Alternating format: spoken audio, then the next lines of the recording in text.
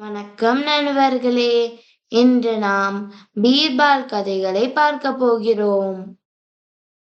ஒரு நாள் மன்னர் அக்பர் தனது நீதிமன்றத்தில் ஒரு கேள்வியை கேட்டார்.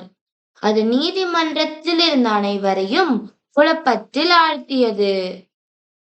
அவர்கள் அனைவரும் பதிலை கண்டுபிடிக்க முயன்றபோது பீர்பால் உள்ளே சென்று என்ன விஷயம் என்று கேட்டார்.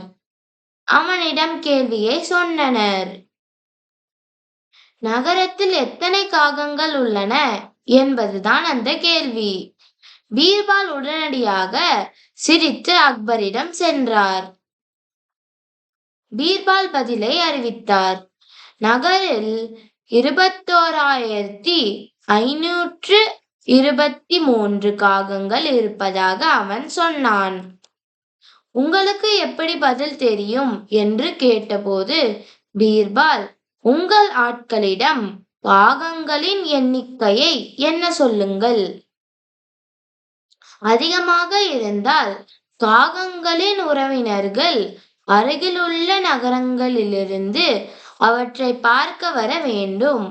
குறைவான காகங்கள் இருந்தால் நம் நகரத்திலிருந்து வரும் காகங்கள் நகரத்திற்கு வெளியே வசிக்கும் தங்கள் உறவினரை பார்க்க சென்றிருக்க வேண்டும்.